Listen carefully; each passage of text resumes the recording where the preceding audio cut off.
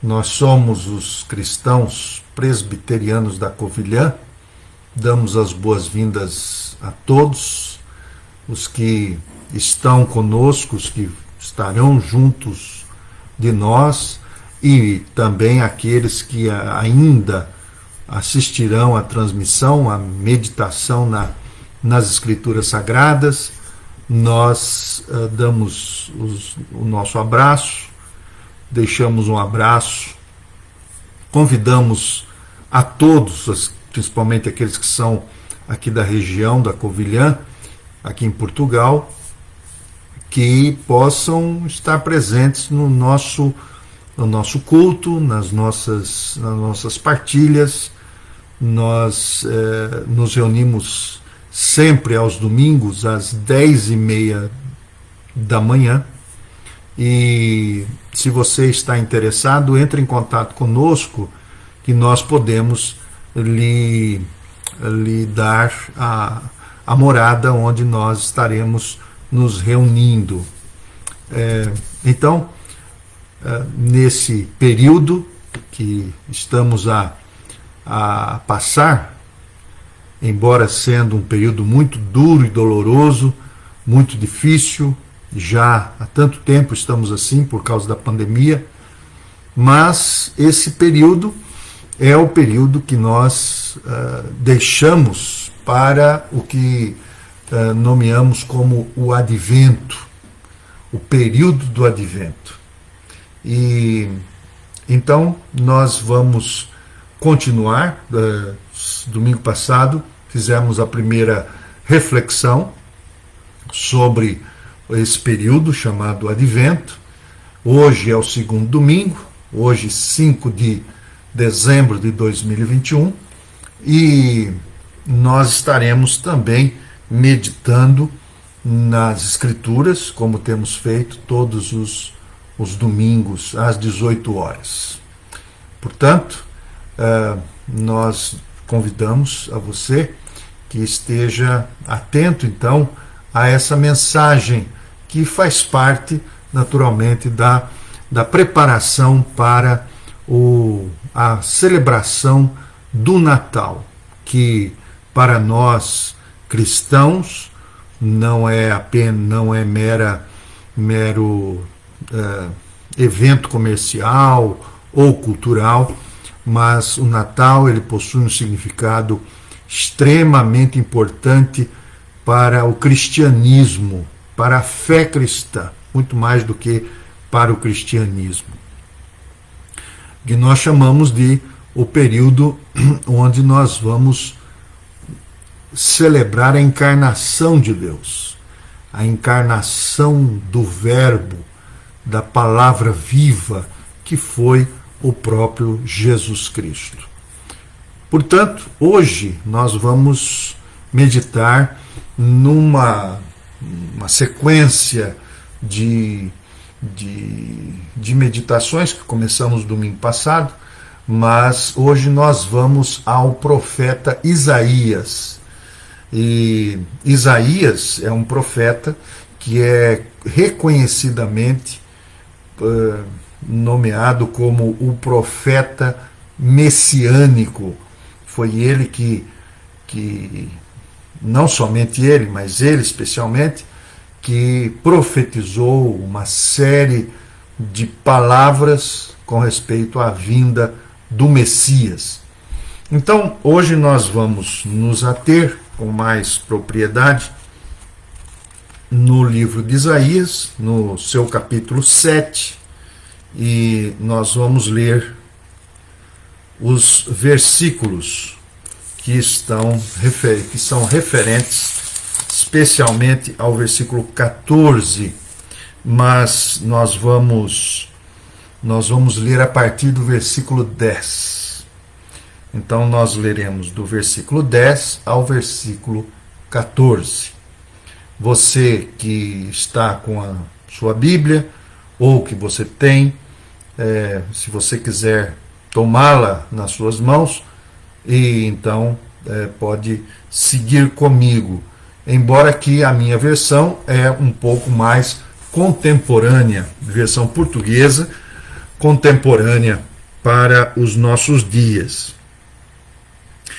Sem, contudo, nos esquecermos que, como a fé, ela vai além da nossa razão, porque é fundamental que, quando meditamos nas Sagradas Escrituras, nós busquemos a iluminação do Espírito Santo.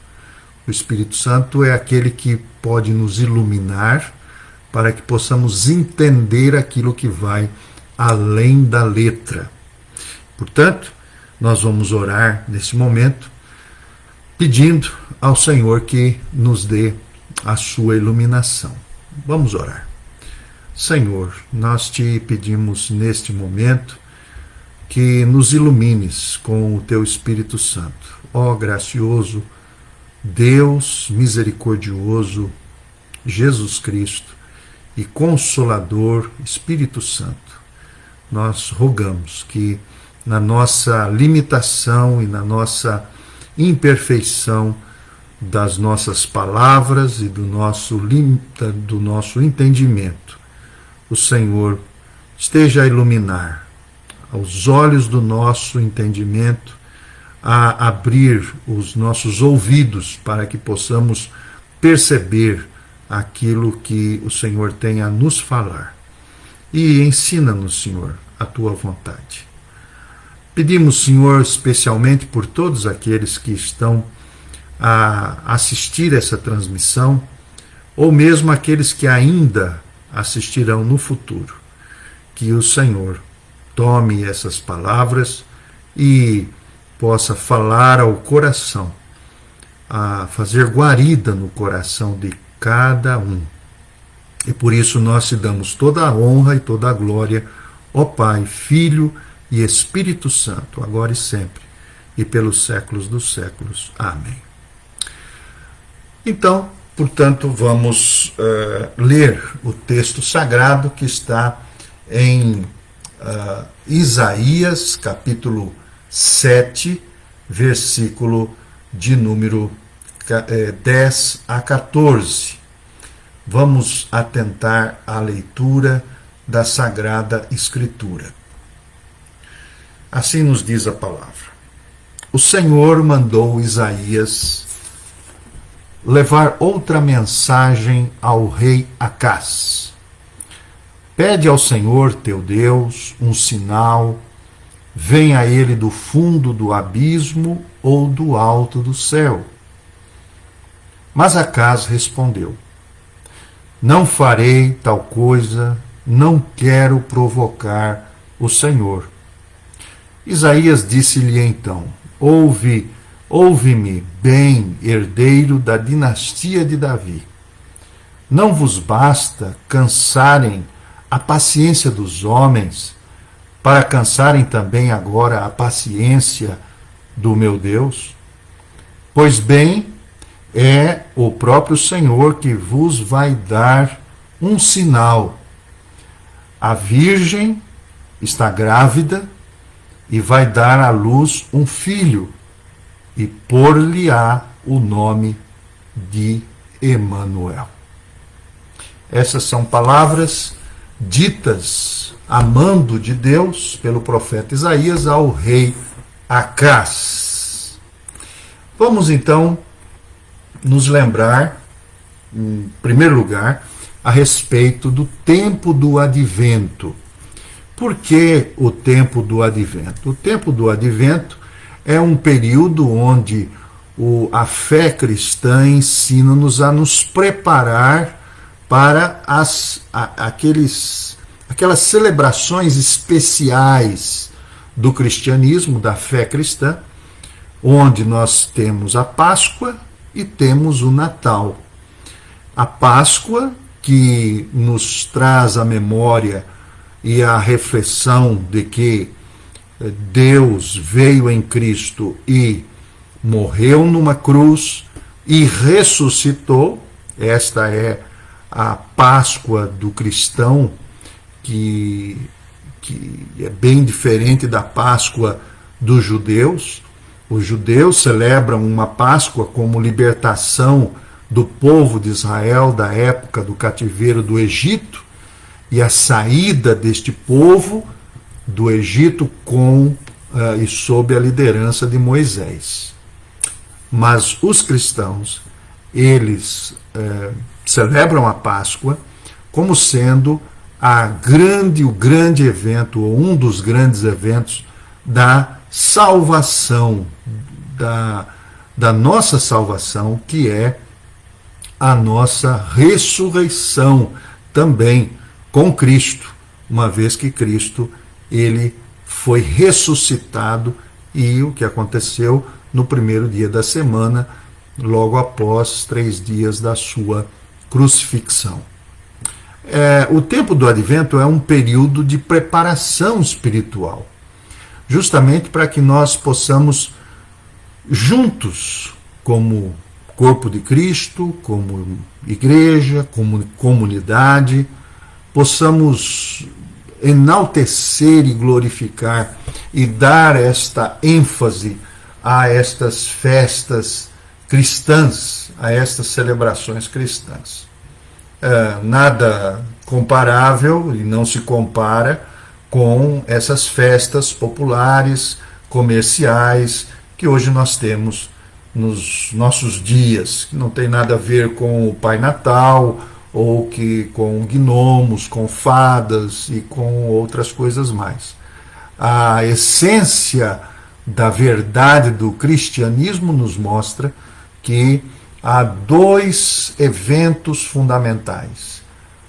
O primeiro evento é a encarnação de Deus. Deus se encarnou, e o cristianismo é a única religião neste mundo que fala e que admite que Deus veio em carne.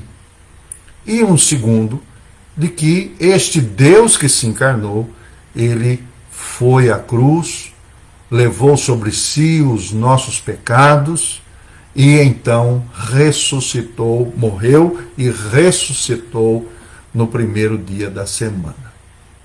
Então, posto isto, é claro que há muitas lições e muitos princípios para nós conversarmos aqui sobre este assunto, mas posto isso, nós agora nos voltamos para o profeta Isaías.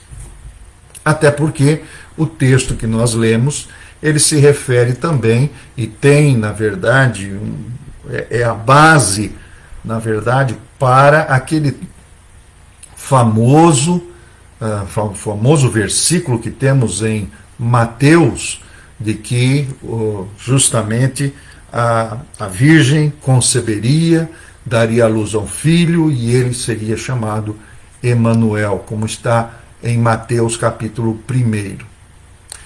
É claro que Mateus ele colheu justamente esta profecia do profeta Isaías, do capítulo 7, versículo 14, como nós acabamos de ler. Mas Isaías, vamos agora falar rapidamente sobre Isaías, o profeta, ele vai ser um profeta no período de 4 reis,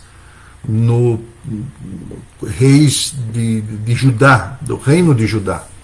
Ele vai profetizar a mando de Deus ao rei ao rei Uzias, ao rei Jotão, ao rei Acás e ao rei Ezequias. Pelo menos nós temos informação, é o que a palavra de Deus nos diz, a Escritura nos fala a respeito de Acás, que foi um rei extremamente politeísta, um rei idólatra, que negociava com os ídolos pagãos e com os profetas de um deus chamado Baal. E, na verdade, Acás foi um péssimo rei quando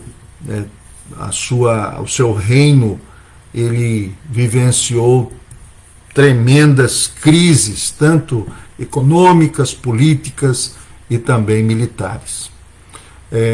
Isaías escreve durante esse período, e especialmente aqui nós estamos a nos lembrar do período de Acás. Esse livro foi escrito pelo menos 765 anos antes de Cristo nascer. Então, perceba que são 8 séculos antes de Nosso Senhor vir até nós, se fazer gente, se fazer carne. E nesse texto que nós estamos aqui evidenciando, o Senhor vai mandar um sinal para Acaz. Mas, infelizmente, Acaz ele não vai perceber os sinais de Deus. Acaz estava a viver uma crise política muito grande, isso consequência dos seus desmandos e do seu afastamento de Deus. E esses sinais que Deus estava a enviar para Acaz, ele envolvia não somente as questões da política, mas também envolvia as questões internas e externas da vida do próprio Acaz, e também tinha a ver com a própria perspectiva do futuro.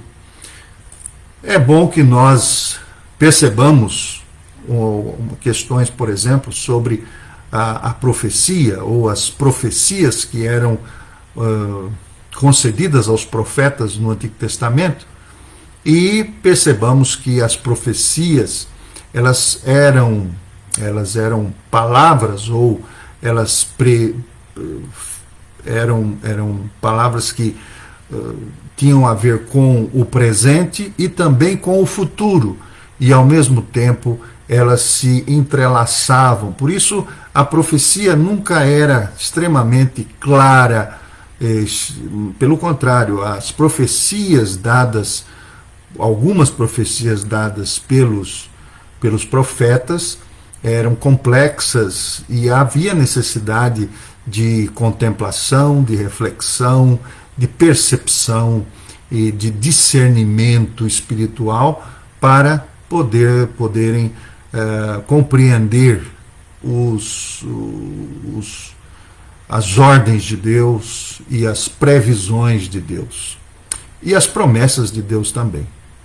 No reino de Judá, o rei Acaz agora recebe um sinal, ou vamos dizer assim, uma profecia que falava de um sinal. E aqui nos diz que Isaías, diante de Acaz, dá-lhe um sinal de que a jovem, ou a virgem que estava grávida, iria dar à luz um filho, e este filho seria chamado de Emanuel. Uma virgem dará à luz um filho, e ele será chamado Emanuel. Este é o grande sinal que Deus dá para Acaz e para o povo de Judá na sua época.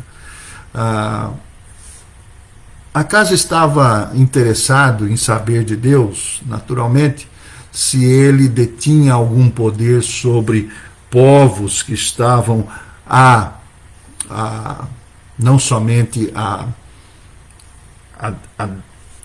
questionar e também a oprimir o povo de Israel, mas ele também estava interessado em ter lucro, em obter melhores condições de vida para ele e para o seu reinado especificamente. O que ocorre é que Deus ele chama Acaz e diz: Acaz, o sinal que eu estarei dando a você é que uma virgem dará à luz um filho, e esse filho será chamado de Deus conosco. O menino é Emanuel, e esse menino vai nascer de um útero virgem. Ele é Emanuel, a razão da existência do reinado de Acaz estava na vida de um menino que haveria de vir. E o seu nascimento seria um grande milagre, pois uma virgem daria a luz a essa criança. Se você for agora comigo ao Evangelho de Mateus, capítulo 1, versículo 23, você vai perceber que as mesmas palavras elas são colocadas aqui pelo evangelista Mateus, por São Mateus. No capítulo 1, versículo 23, nós encontramos esta palavra: a virgem ficará grávida e dará à luz um filho que se há de chamar Emanuel. Emanuel quer dizer Deus conosco. Essa palavra ela é dada agora a a José. E José, filho, o esposo de Maria, estava, na verdade, com toda a certeza que iria casar-se com Maria. E ele então recebe esta mensagem, naturalmente já em dúvidas naquela noite, porque aqui o acontecimento que se dá com José é um acontecimento que ocorre durante a noite. Ele tem um sonho e neste sonho esse anjo acaba por usar esse texto que está aqui registrado em Isaías. O que nós podemos aprender com isso? Afinal, Acás, ele recebe um sinal de Deus.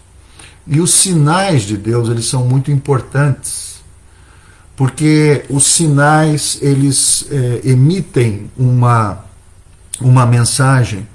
Os sinais revelam uma verdade.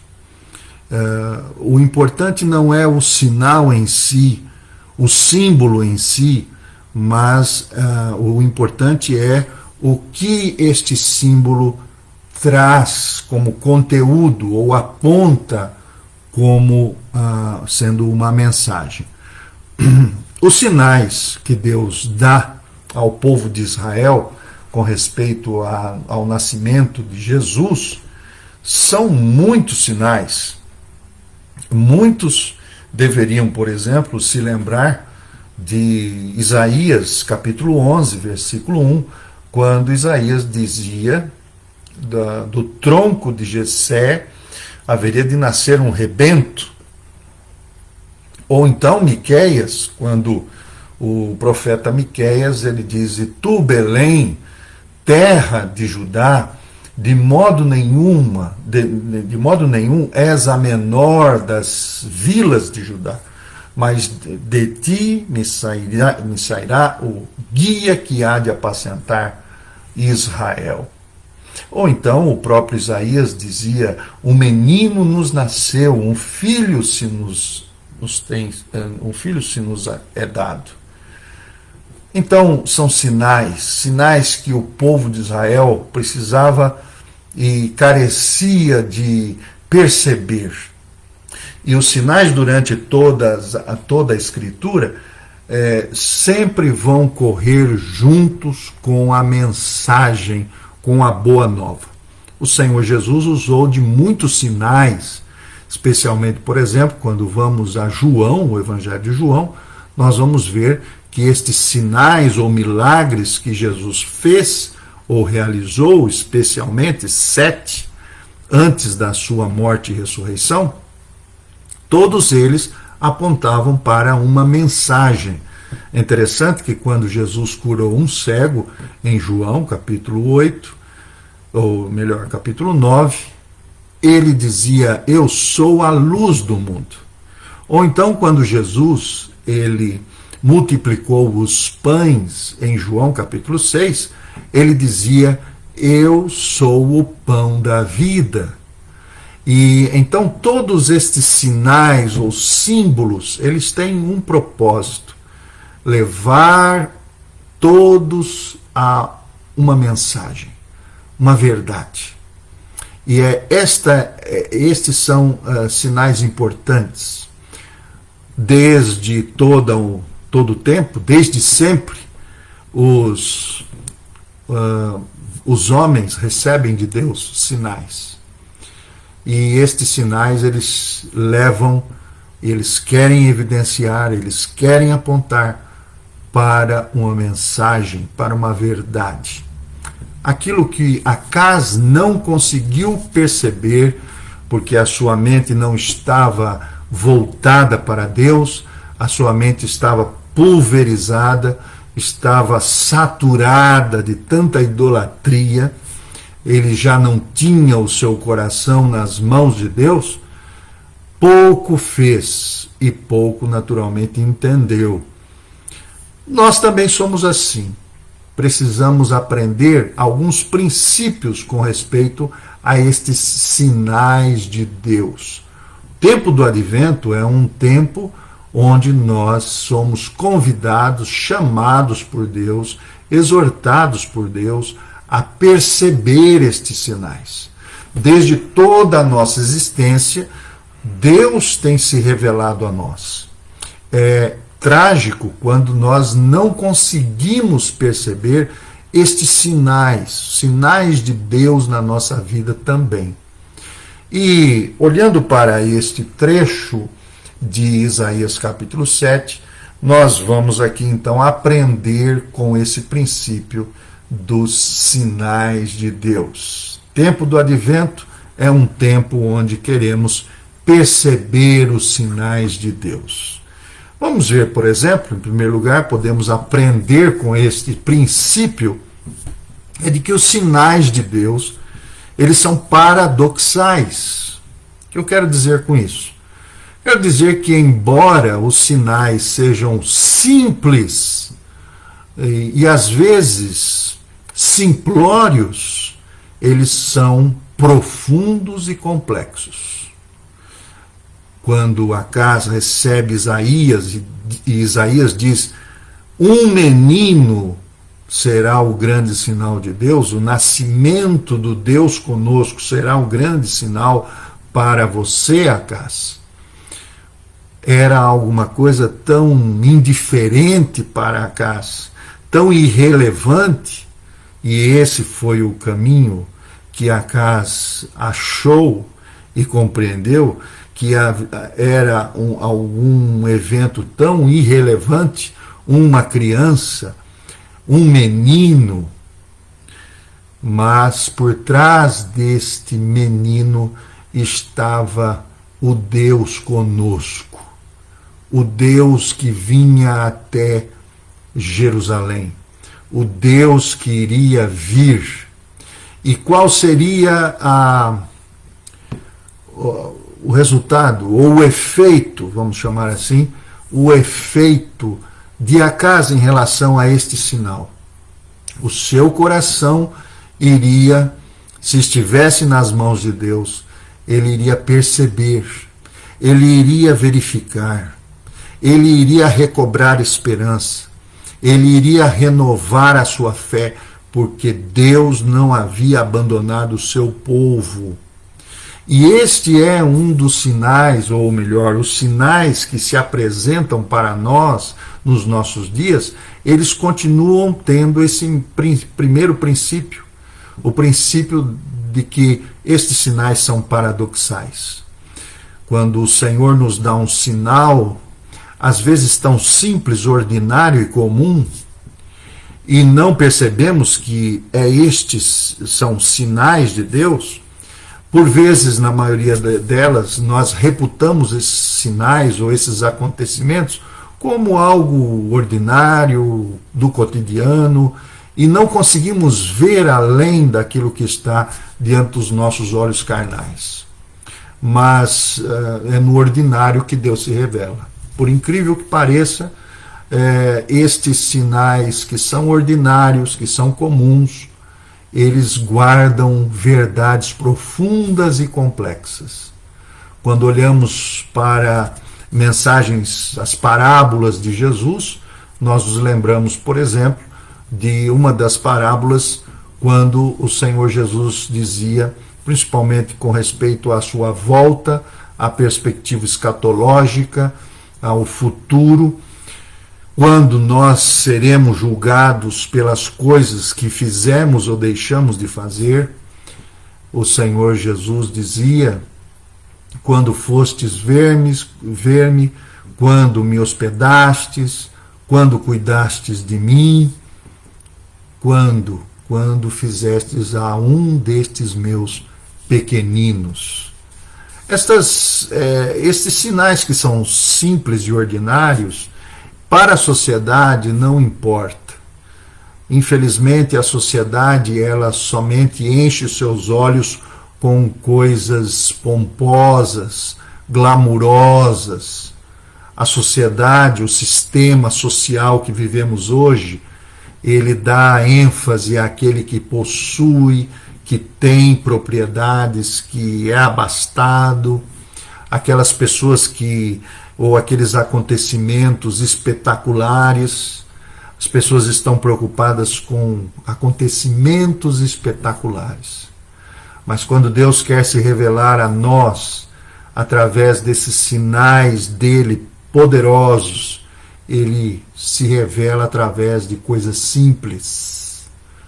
O Senhor Jesus diz: felizes e verdadeiramente felizes são aqueles que são puros de coração. E coração ninguém consegue transparecer, porque é algo pessoal, interno. Portanto, o Senhor está preocupado conosco, em tratar conosco do ponto de vista das coisas simples, e é nas coisas simples que ele se revela de modo esplendoroso, profundo, extremamente complexo. Este é o primeiro princípio que nós podemos aprender. O segundo princípio que devemos e podemos aprender com esta narrativa de Acás: uma virgem conceberá e dará à luz um filho, e ele será chamado Emanuel, é de que os sinais de Deus eles têm a ver com coisas desprezíveis. Ora, perceba, por exemplo, o que está escrito em 1 Coríntios capítulo 1. 1 Coríntios capítulo 1, versículo 26, nos traz aqui uma palavra do apóstolo Paulo. E o apóstolo Paulo já dizia, vejam só, ele diz assim, 1 Coríntios 1, 26, preste bem atenção. Ele diz assim: irmãos, pensem no que eram quando foram chamados por Deus. Do ponto de vista humano, não eram muitos os sábios, os poderosos ou os da alta sociedade. Pelo contrário, Deus escolheu aqueles que os homens tinham por ignorantes, para envergonhar os sábios, e aqueles que os homens tinham por fracos, para envergonhar os fortes. Deus escolheu os que no mundo não têm importância, nem valor para deitar abaixo os que parecem importantes. Assim ninguém se pode orgulhar diante de Deus. Ele é o que vos deu vida em união com Jesus Cristo, que se tornou para nós a sabedoria e a justiça que vem de Deus, e nos consagrou a Ele e nos libertou do pecado. Deste modo, como diz a Escritura, aquele que quiser enaltecer-se, que o faça no Senhor nosso Deus. Ora, aqui nós vemos e percebemos fortemente a questão de que os sinais de Deus eles nunca vão transparecer a vaidade humana. Tudo aquilo que revela uma perspectiva vaidosa do ser humano, com certeza Deus não está presente nisso. Principalmente nas questões religiosas. Homens, mulheres, que se dizem sinais de Deus, mas que extremamente comprometem o Evangelho com todo esse aspecto vaidoso, arrogante, é um contrassinal. Deus não está presente aí. Pelo contrário, Deus está presente nas coisas que os homens reputam como desprezíveis.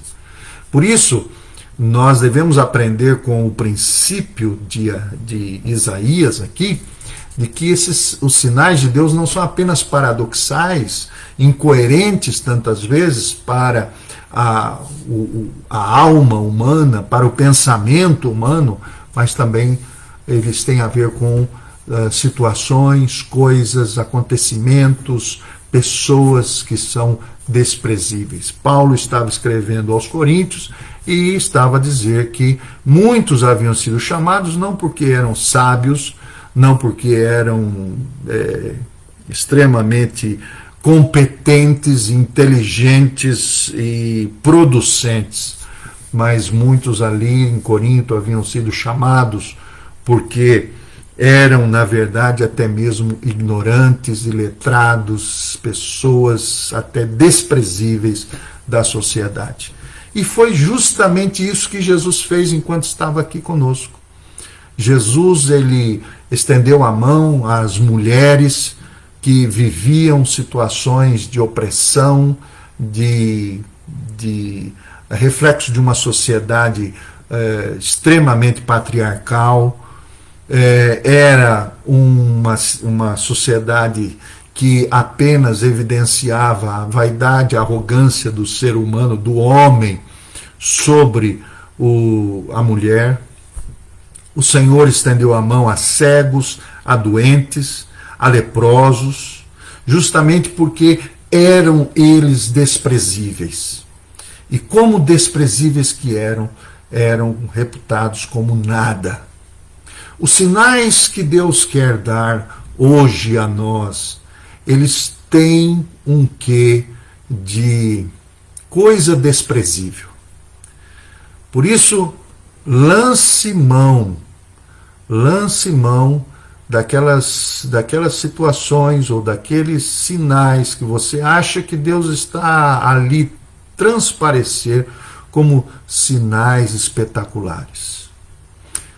Perceba que é um menino que vem até nós como Deus. É um menino Deus. Quando o Verbo se faz carne, este Verbo que é a palavra, que estava no princípio com Deus, como nos diz São João, capítulo 1, e que era Deus, que todas as coisas foram feitas por meio deste Verbo, desta palavra viva. Ele se fez carne, habitou entre nós. A palavra habitar, ela tem a ver com viver as coisas do dia a dia. É viver o relacionamento de um ser humano pleno. É justamente construir a sua vida no meio daquelas pessoas ali da Galileia. Quando o Senhor Jesus nasce, ele nasce na região mais pobre da Judéia, na Palestina. Ele vai conviver durante muitos e muitos anos, até o final da sua vida, com gente desprezível. Mas ali onde Deus será maiormente glorificado. É lá com as pessoas, com situações, com a fome, com as coisas, os acontecimentos e os relacionamentos, é que estes sinais de Deus serão sinais extremamente miraculosos. É naquela multidão que o acompanhava, que o Senhor toma 3 pães, 2 peixes e vai multiplicar. É aquela multidão que está apertando e está o comprimindo. É que uma mulher há 12 anos com sangramento terrível vai tocá-lo e ali será curada. Por isso, os sinais de Deus não têm a ver com coisas espetaculares, mas sim com coisas desprezíveis. Em terceiro lugar, nós vamos perceber aqui que esse princípio ele tem a ver com os sinais de Deus. Os sinais de Deus têm a ver com as verdades de Deus. Verdades que nós não conseguimos apenas ver, mas, sobretudo, contemplar. Por isso, Quando nós vamos a Colossenses, na carta de Paulo aos Colossenses, e isso mais ao final do Novo Testamento, nós vamos perceber em capítulo 1, versículo 26 e 27, que nos traz essa mensagem. E veja só o que ele nos diz a respeito destas verdades impressionantes que precisam ser contempladas. O problema nosso hoje é que nós queremos ver para julgar. E estes sinais de Deus, desde o passado até hoje, eles não podem apenas ser vistos e não podem ser julgados, porque são extremamente complexos. Eles só podem ser contemplados. E é justamente esta verdade. Versículo 27 diz assim, Colossenses 1, 27. Desculpe, versículo 26, primeiramente. Esta mensagem é o plano secreto de Deus, que Deus guardou nos séculos passados, mas que agora deu a conhecer aos seus santos. O versículo 27 diz assim: e deu-lhes também a conhecer a imensa riqueza deste plano para todos os povos. E o plano de Deus é que Cristo habite em vós, dando-vos a esperança da glória divina. E eu posso trocar essa palavra plano por mistério. Este é o mistério de Deus. E Deus veio até nós em Cristo, habitou em nós e habita em nós, dando-nos esperança da glória. Sinais de Deus têm a ver com verdades de Deus que nem sempre podem ser vistos, mas sim contemplados.